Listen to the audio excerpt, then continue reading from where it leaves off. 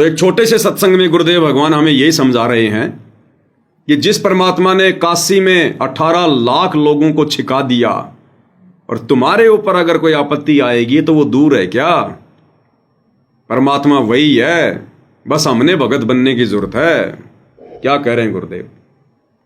और उस समय जो घर त्याग के आश्रमों में रह रहे थे वो भी तो उसकी प्यारी आत्मा थी भगवान की।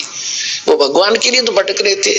3 दिन अपने बच्चों को वो भोजन खिलाया और उनके 10-10, 20-20, 50-50 वर्ष के वो सोना चांदी 2 रून जाते बेची होंगी कि ये खा पी लेंगे भूखे मराण इस गंदे लोक में। इन पार तो जब होना है, जब कलयुग का युग समय आना है, तब तक भी उनको राहत देंगे, दोबारा पहला नाम देंगे, उनको चार्ज करके देंगे। तो भगवान आपके लिए कैसे भटक रहे हैं? तो अब जब वो 18 लाख व्यक्तियों को प्रसंग जो दास आपको आज क्लियर करना चाहता है, यदि तुम सभी उसके लिए तड़फोगे, भक्ति करोगे, जो 18 लाख आदमी काशी में तो मेरे ख्याल में आधा भारत 18 लाख को नहीं खिला सकता था उस समय एक दिन में एट ए टाइम। और जब सतलोक से उनके लिए भेज दिया तो ये 7 अरब हैं, 8 अरब हैं ये पूरे संसार की आबादी, उनको खिलाते उसने क्या देर लगेगी अगर आप भक्ति करोगे तो। ये वो भगवान है।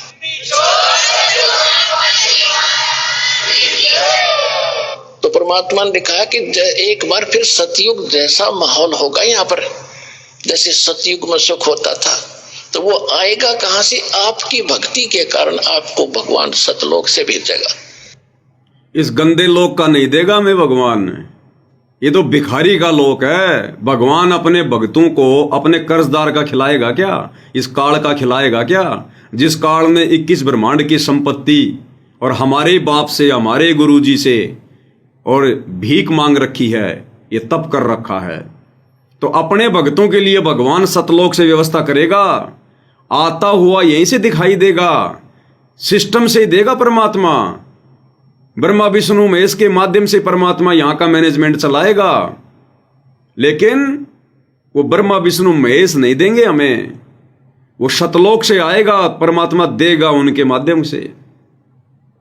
तो स्पेशल व्यवस्था कर देगा गुरुदेव भगवान आप और हमारे लिए, स्पेशल व्यवस्था, यदि हम उनके अनुसार चलेंगे तो। और यह सारे ठाठ करेगा, कोई चिंता कोई टेंशन उस भगत को नहीं रहेगी जो सच्चे दिल से भगवान की भक्ति करेगा। कबीर सर की अब ये क्लियर कर दिया गुरुदेव ने कि उस भगत को यहां कोई कमी नहीं छोड़ेगा भगवान, जो सच्चे दिल से भक्ति करेगा मर्यादा में रह के कबीर भगवान की। कौन से कबीर भगवान की? सतगुरु रामपाल जी कबीर भगवान की। अगर सतगुरु रामपाल जी को केवल अपना गुरु मान लिया, मानुष मान लिया, और कबीर भगवान मान रहे हो दाढ़ी मूछ वाली नकली फोटो को, उस समय तक भी परमात्मा वो नहीं देगा जो परमात्मा ने देना है, केवल आपका संस्कार ही देगा। अगर भाग्य से ज्यादा लेना है, गुरुदेव भगवान से लेना है, तो परमेश्वर उसी समय देगा जब हम पूर्णतया इस ज्ञान से और अपने भगवान से परिचित हो जाएंगे कि एक सादे सब सदै, सब सादे सब जाए, और माली सींचे मूल को फले फूले अघाए। जब तक हमारी आस्था 2 में रहेगी, गुरु जी को गुरु मान रहे हैं और दाढ़ी मूछ वाली कबीर की नकली फोटो को भगवान मान रहे हैं, तो फिर ये पतिव्रता पद की भक्ति नहीं है। और जब तक हम दोगला आचरण करेंगे, ड्यूअल मोड में रहेंगे, परमात्मा अपनी पूरी दया नहीं बख्शेगा, पूरी रजा नहीं बख्शेगा। तो जिस दिन हमें कन्फर्म हो जाएगा कि हमारे गुरु जी के अलावा दूसरा कोई भगवान नहीं, कोई कबीर नहीं, और जैसा कि हम पहले दाढ़ी मूछ वाले कबीर जी को कबीर जी समझकर जून में उसका प्रकट दिवस मनाते थे, दरबार में फोटो रखते थे, गले में लॉकेट में रखते थे, जब ये सब कुछ बंद कर देंगे और केवल 8 सितंबर को ओरिजिनल कबीर सतगुरु रामपाल जी का सतगुरु प्रकट दिवस ही मनाएंगे और मर्यादा में रहेंगे, फिर देखना ये परमात्मा ठाटम ठाट कर देगा, ठाटम ठाट।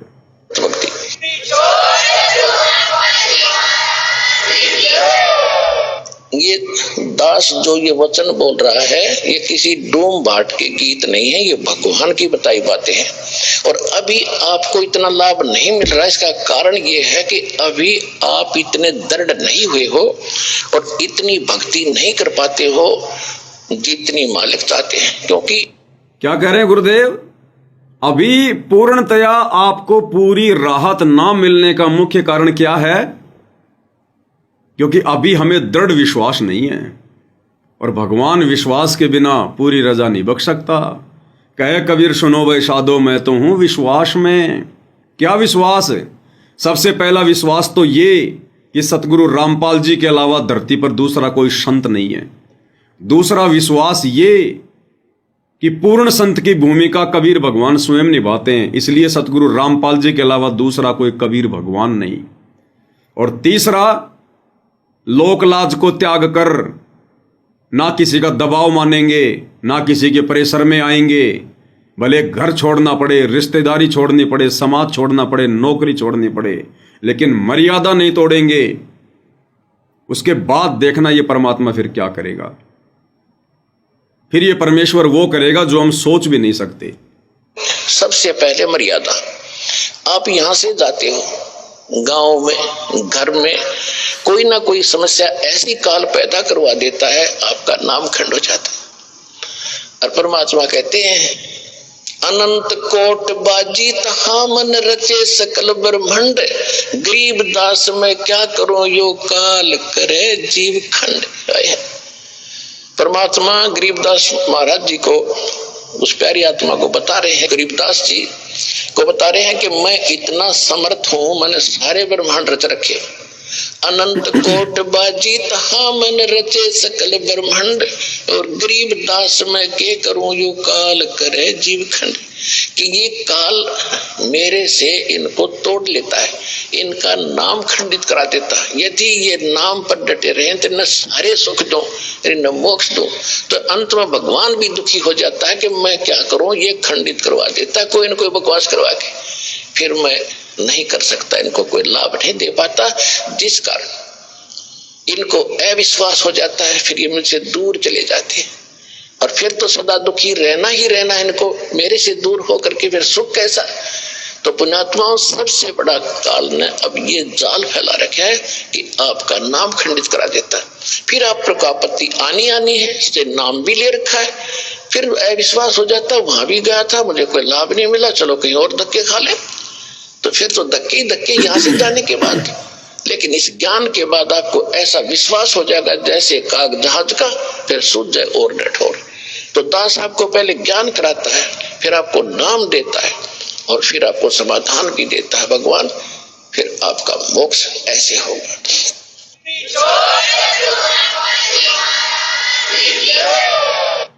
तो भाई और बहनों, ये है वो पूरी प्रोसीजर पूर्ण परमेश्वर सतगुरु रामपाल जी भगवान से पूर्ण लाभ प्राप्त करने की। गुरुदेव कह रहे, जैसा मैं चाहता हूं वैसा अभी तुम भक्ति कर नहीं रहे, अभी तुम्हारे अंदर उतनी दृढ़ता नहीं है, क्योंकि गुरुजी अंतर्यामी है, अंदर की देख रहे हैं, अंदर की जानते हैं। हमारे बाहरी दिखावे से परमात्मा को कोई लेना देना नहीं है।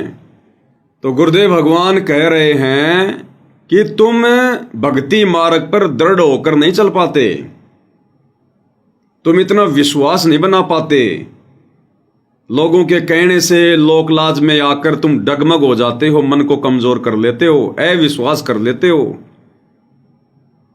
और उतनी भक्ति नहीं कर पाते जितनी भक्ति हमसे परमात्मा चाहते हैं। और जिस दिन हम अपने गुरुदेव भगवान के उस सांचे में ढल जाएंगे, फिर देखना परमात्मा क्या नहीं करेगा।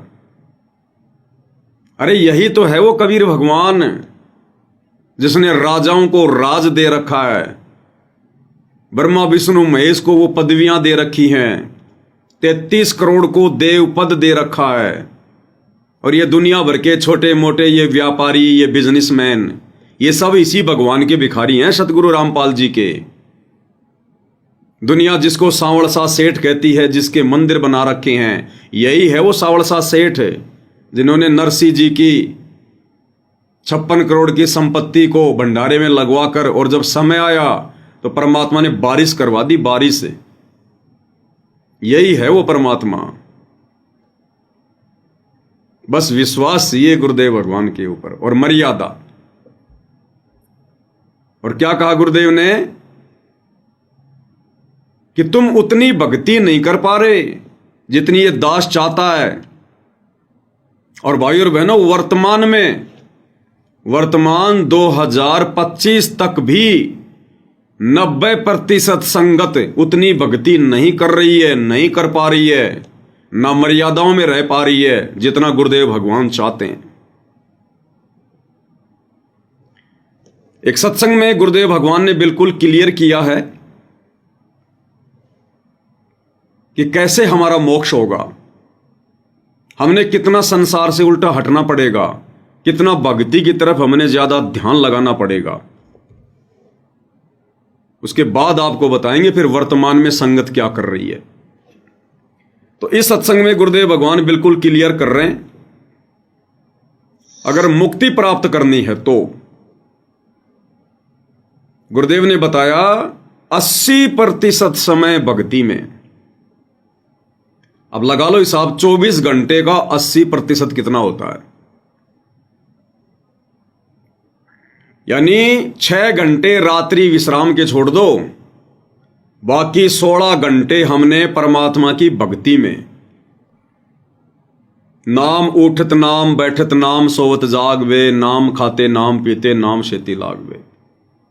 मतलब संसार की फालतू की बातों के लिए, फालतू की बकवादों के लिए, रिश्तेदारियों में जाकर ड्रामेबाजी करने के लिए, घूमने फिरने के लिए, पिकनिक के लिए हमारे पास में समय नहीं होना चाहिए। 80% समय गुरुदेव की भक्ति में। नित्य नियम के टाइम पर नित्य नियम करें, मंत्र हमारा चलता रहना चाहिए। कोई सेवा है तो परमात्मा की सेवा करते रहें, अपना सुमरण भी करते रहें, मालिक को याद करते रहें। रोजी रोटी के धंधे पे भी फालतू के लोगों से फालतू की बकवाद ना करके, उल्टी सीधी गल्ला सल्ला ना करके, बकवाद ना करके गुरु जी की ही चर्चा करें, या फिर सत्संग सुनते रहें या सुमरण करते रहें। 80% समय हमने गुरुदेव की भक्ति में, और जब इतना समय हम गुरुदेव के प्रति उनके चरणों में समर्पित कर देंगे तो काल की फालतू की बकवास के लिए समय कहां रह गया। और गुरुदेव ने बताया 20% तो रोजी रोटी के लिए भी धंधा करना पड़ेगा, लेकिन उस धंधे में भी हमने भगवान को ध्यान में रखना पड़ेगा। कबीर धंधा करता रहे बिन धंधे धन्ना हो,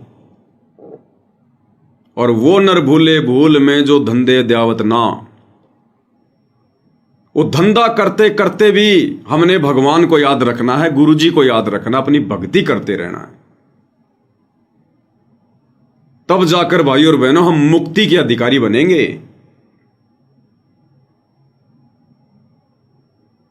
और वो चारा उसी समय तैयार होगा जब वो फसल अच्छे से लहराएगी, तैयार होगी, क्योंकि किसान फसल को उसी समय काटेगा जब उसकी बाली आ जाएगी गेहूं की, वो पक जाएगी, उसके बाद ही तो वो चारा बनेगा।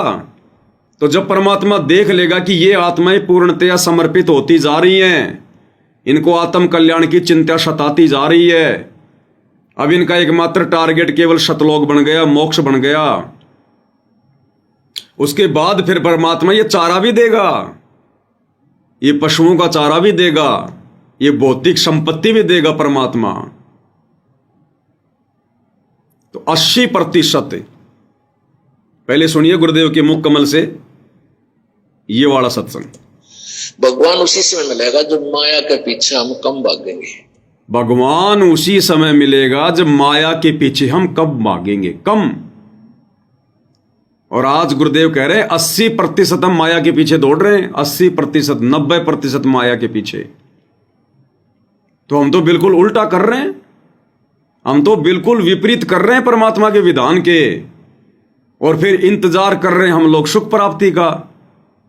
एक वाणी में परमात्मा ने कहा कि ऐरण की चोरी करे। ऐरण होता है ना लोहार का, वो जो जमीन में जो गड्ढा होता है, वो 5-10 किलो का लोहा, उसको कहते हैं अहरण। तो परमात्मा कहते हैं अहरण की चोरी करे और सुई कर दे दान, और छत पर चढ़ के देख रहा है गुरुजी आए नहीं लेके विमान। कि चोरी तो कर रहा तू अहरण की, और दान कर रहा एक सुई का, और घर की छत पे चढ़ के देख रहा कि गुरुजी विमान लेके नहीं आए। कहां से लेके आएंगे भाई? उनके विधान के विपरीत काम हो रहा है, तो गुरुदेव कह रहे हैं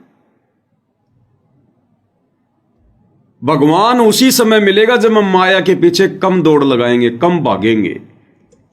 भगवान उसी समय मिलेगा जब माया के पीछे हम कम भागेंगे। अब हम 90% समय माया जोड़ने में लाते हैं और 10% समय हम वैसे बर्बाद किया करते थे। अब शुरुआत जब होती है आप जी की, आपका 10% समय ही मालिक के चरणों में प्रारंभ होता है, फिर धीरे धीरे आपको ज्ञान चला जाता है, फिर 50-50 हो जाता है और कुछ दिनों में जब परमात्मा की कृपा होती चली जाएगी, आपको ज्ञान हो जाएगा, फिर तो 80-20 हो जाएगा और 80-20 होने पर ही हम सतलोक जा सकेंगे, क्योंकि 20% तो यहाँ संसारिक कार्य मालिक ने अलाउड कर ही रखे हैं, इसमें करना ही पड़ेगा। इल्ले से रजक होता है, यानी परमात्मा की मदद फिर करता है कोई कारण बना के। तो स्पष्ट कर दिया गुरुदेव ने, अगर यहां भी सांसारिक सुख चाहिए और मुक्ति भी चाहिए तो भाई 80% परमात्मा के चरणों में ध्यान लगाना पड़ेगा। यानी बिल्कुल संसार से उल्टा हटना पड़ेगा, संसार से उल्टा। फालतू की ड्रामेबाजी के लिए कोई समय नहीं। अब जब दास ये सत्संग सुनाता है साथ संगतियों में, तो कई भगत भाई बहनों ऑब्जेक्शन कर देते हैं कि ये बात तो गुरुजी जगत वालों के लिए कह रहे हैं, जब हमने नाम दीक्षा नहीं ली थी उस समय के लिए कह रहे हैं। नहीं, परमात्मा अंतर्यामी है गुरुदेव भगवान, अपने भक्तों की रग रग से परिचित हैं। कौन कितना समय भक्ति को दे रहा है, भगवान को दे रहा है, और कौन कितना समय माया जोड़ने में लगा रहा है। आपको हिसार जेल से आया हुआ विशेष संदेश अभी का ताजा 2-2.5 साल पहले का आपको वो सुना देते हैं, तब तो यकीन होगा, जिसमें गुरुदेव कह रहे हैं कि तुम मुश्किल से 10-20% भगवान की तरफ लगे हुए हो, मुश्किल से। यानी वर्तमान की स्थिति बता रहे हैं गुरुदेव भगवान कि तुम मुश्किल से 10-20% ही भगवान को समय दे पा रहे हो, और देना कितना चाहिए? 80%। और फिर हम लोग इंतजार कर रहे हैं सुखों का। क्या कह रहे हैं गुरुदेव भगवान, एक बार उन्हीं के मुख कमल से सुन लीजिएगा। तो बच्चों, इस सत्संग ने आपको यहां तक तैयार कर दिया कि आज आप 10-20% काम को छोड़ने लगे हो। क्या कह रहे हैं गुरुदेव कि बच्चों, इस सत्संग ने आपको यहां तक तैयार कर दिया कि अब आप 10-20% काम को छोड़ने लगे हो। यानी जो 100% जो तुम इस माया जोड़ने में ध्यान लगा रहे थे ना, नाम भी ले लिया, गुरु भी बना लिया, भक्ति भी ले ली, और माया के पीछे अंधी दौड़। तो गुरुदेव कह रहे हैं, ये विशेष संदेश नंबर 66 है, जो भाई बहन नामदान सेंटरों पे जा जाकर सुना करते थे 2023 में। तो ये तो अभी की ताजा स्थिति बता रहे हैं गुरुदेव संगत की, कि बच्चों इन सत्संगों ने आपको यहां तक तैयार कर दिया कि आप 10-20% काम को छोड़ने लगे हो। यानी 80% तो अभी भी काम के पीछे पड़ी है संगत। ये गुरुदेव ने संगत की हालत बता दी,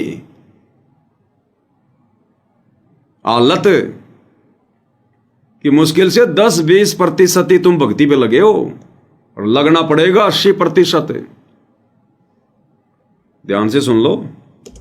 तो बच्चों, इस सत्संग ने आपको यहां तक तैयार कर दिया कि आज आप 10-20% काम को छोड़ने लगे हो, कि आज आप 10-20% काम को छोड़ने लगे हो, कि आज आप 10-20% काम को छोड़ने लगे हो। इस पर बात होती है एक समय इसी ज्ञान से। अब क्या कह रहे हैं, एक समय आएगा, यानी अभी वो समय आया नहीं, अभी संगत ने उस समय को पहचाना नहीं। गुरुदेव कह रहे हैं एक समय ऐसा भी आएगा, यानी 2023 का ये सत्संग है, 2023 तक तो संगत केवल 10-20% ही काम धंधे को छोड़ रही है। 80% तो काम धंधे में माया जोड़ने में लगी हुई है। अब गुरुदेव कह रहे हैं एक समय ऐसा आएगा, लेकिन आएगा किसका? जबरदस्ती थोड़ी आएगा। हमने ही आगे कदम बढ़ाने पड़ेंगे इस ज्ञान को आधार बनाकर। धीरे धीरे संसार से पीछे हटना पड़ेगा, परंपराओं से पीछे हटना पड़ेगा। फालतू की यारी दोस्ती रिश्तेदारी में जो खर्चा किया करते थे उन परंपराओं का वहन करने में, उनसे हटना पड़ेगा। इस ज्ञान को आधार बनाकर आत्म कल्याण के प्रति चिंता बनानी पड़ेगी। तो गुरुदेव कह रहे हैं कि अभी केवल 10-20% ही हटे हो, लेकिन वो समय आएगा। छोड़ने लगे हो, इस पर बात होती है। एक समय इसी ज्ञान से और ऐसे सुख देगा, ऐसे राहत देगा, आप सोचते रह जाओगे कि मैं सारा दिन भटक लेता, जब भी वो काम नहीं होना था जो मालिक ने मिनटों में कर दी। तो ये सारी व्यवस्था दाता आपको भक्ति कराने के लिए, विश्वास पैदा करने के लिए करेगा। इसलिए सत्संग सुनते रहा करो। इसलिए सत्संग सुनते रहो, ज्ञान को आधार बनाओ। अब ज्ञान से तो पता चलेगी ये बातें, सत्संग से तो पता चलेंगी ये बातें कि गुरुजी क्या चाहते हैं, गुरुजी हमसे किस कदर भक्ति करवाना चाहते हैं, कितना समय भक्ति में, कितना समय रोजी रोटी के लिए। तो सत्संग सुनेंगे तभी तो पता चलेगा। चिंतन मनन करेंगे, मंथन करेंगे, और वो 90% संगत कर नहीं रही है। क्योंकि ये विशेष संदेश जिनके ऊपर परमात्मा ने वीडियो बनवाए, आगे भी बनते रहेंगे। केवल सत्सेवक भाई बहनी इन वीडियो के ऊपर चिंतन मनन कर रहे हैं, निष्कर्ष निकाल रहे हैं, एक दूसरे भाई बहनों को समझा रहे हैं कि गुरुदेव ने इस सत्संग में क्या संकेत किया है, क्या इशारा किया है। तो इन संकेतों पर, इन सत्संगों पर भी केवल सत्सेवक भाई बहन ही अमल कर रहे हैं और चल रहे हैं। बाकी गुरुदेव ने संगत की हालत बता दी है कि इतना संघर्ष करने के बाद, इतनी मेहनत करने के बाद 30 साल हो गए गुरुदेव को।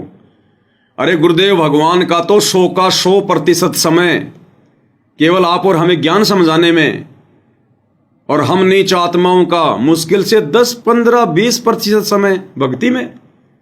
जबकि हमने तो गुरुदेव भगवान से भी ज्यादा दौड़ लगा देनी चाहिए, क्योंकि आत्म कल्याण आप और हमने करवाना है, गुरुजी ने नहीं करवाना अपना। वे तो मुक्त हैं, मुक्त।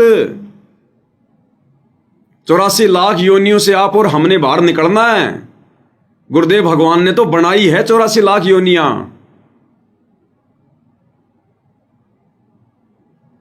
अरे स्वार्थ आप और हमारा है, मोक्ष वाला गुरुदेव का नहीं है।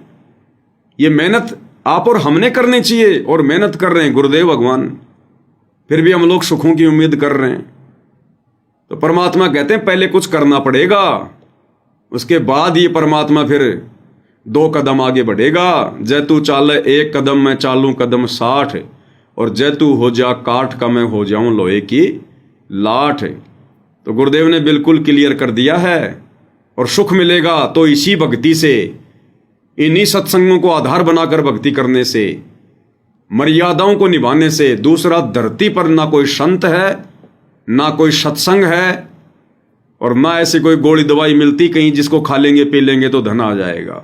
ये भक्ति रूपी गोली दवाई, ये परम वैद्य सतगुरु रामपाल जी जो दे रहे हैं, इन्हीं को विधिवत मर्यादा में रह के सारे परहेज निभाकर खाने पीने से ही बात बनेगी। दूसरा, जब टक्कर मार के मर जाइयो, धरती पर सुख नाम की चीज नहीं है। परमात्मा कहते हैं जय तन चाहिए राजपाट तो धर ले ध्यान हमारा। सब कुछ इसी भगवान की भक्ति से मिलता है, लोगों को मिल रहा है, और आने वाले समय में मिलेगा।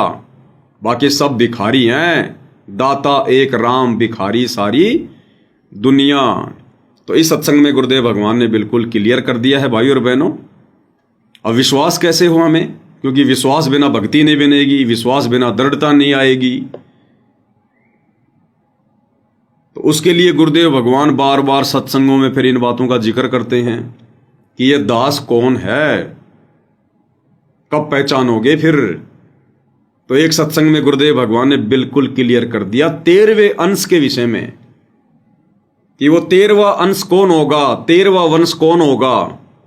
वैसे तो कल चर्चा हो चुकी थी, परमात्मा ने 650 साल पहले कह दिया था, कबीर सागर में लिखवा दिया था धर्मदास जी के माध्यम से कि 12वें पंथ हम ही चल आवें और सब पंथों को मिटाकर एक पंथ चलावें।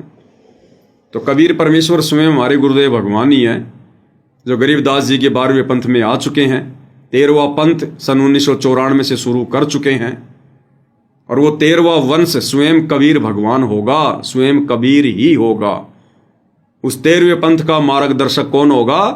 समर्थ सत्य कबीर ही होगा। तो गुरुदेव भगवान फिर भी सत्संगों में जोर दे देकर आप और हमें दृढ़ विश्वास दिलाने के लिए कि ये आत्मा गुरु रूप में आई हुई, गुरु रूप में आए हुए मुझ कबीर परमेश्वर को पहचान लें और पतिव्रता पद वाली भक्ति पे आ जाएं, किसी अन्य से आस्था बिल्कुल हटा लें। तो गुरुदेव भगवान इस छोटे से सत्संग में कितना क्लियर कर रहे हैं कि पुण्यात्माओं, वो 13वां वंश ये दास है जो तुम्हारे सामने बैठा है और भाई तुम कद पहचानोगे। यहां तक कह रहे हैं गुरुदेव कि भाई तुम कद पहचानोगे, यानी उनको पहचाने बिना, गुरु को कबीर रूप में जाने बिना आप और हम भाई और बहनों ना तो इस भक्ति की वो लाभ प्राप्त कर सकते और मुक्ति तो कोसों दूर है। यानी 12वां पंथ गरीबदास जी के द्वारा जो चला जाएगा उसमें मेरी महिमा का कुछ उजियारा सा होगा, क्लियर नहीं होगा। और 13वें वंश मिटे सकल अंधियारा। बोल सतगुरुदेव की जय।